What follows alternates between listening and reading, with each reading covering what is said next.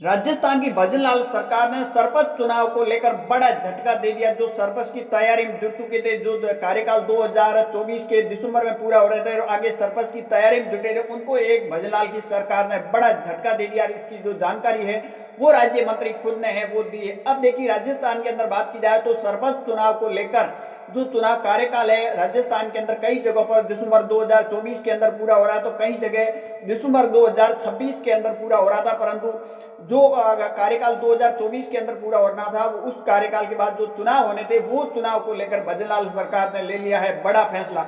अगर पूरे सरकार को आपने देखा होगा, अशोक गहलोत ने तो टाइम पीरियड पूरे होते ही चुनाव करा दिया गया था, परंतु इस बार भजनलाल की सरकार है वो चुनाव नहीं करा रही है। इसके पीछे सरकार ने बड़ा रीजन दे दिया और इसकी जो तारीख है वो भी भजनलाल की सरकार ने आगे दे दी है।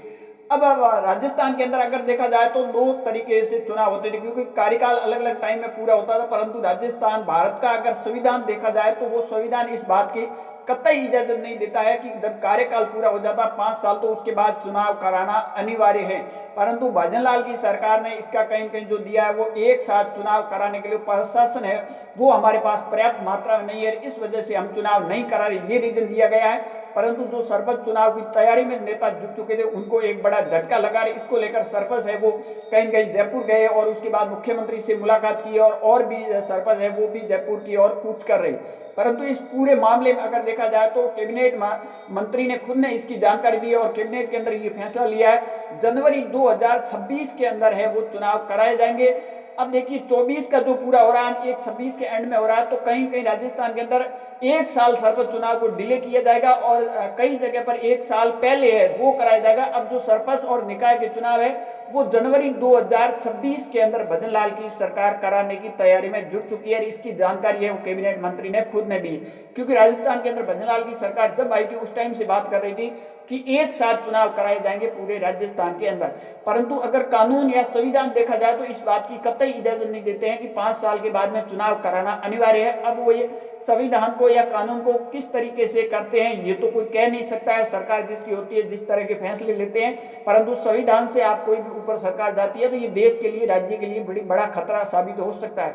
क्योंकि अगर देखा जाए तो कार्यकाल 2024 के दिसंबर में जिस जगह जगह पूरा हो रहा था सरपंचों के, टोटल राजस्थान में बात की जाए 6,749 है वो सरपंच का चुनाव होने ग्राम पंचायत है, और उसमें कई जगह 26 में कार्यकाल पूरा हो रहा तो कई जगह 24 के अंदर। परंतु पूर्व की सरकार अगर अशोक गहलोत की देखा तो उन्होंने दो तरीके से चुनाव है वो संपन्न करा दिए थे टाइम पर, परंतु भजनलाल की सरकार इस तरह कतई नहीं करी है। अब ये जो सरपंच के चुनाव है जनवरी 2026 के अंदर है वो कराने की तैयारी में जुटी है और पूरे राजस्थान के अंदर एक साथ चुनाव कराए जाएंगे।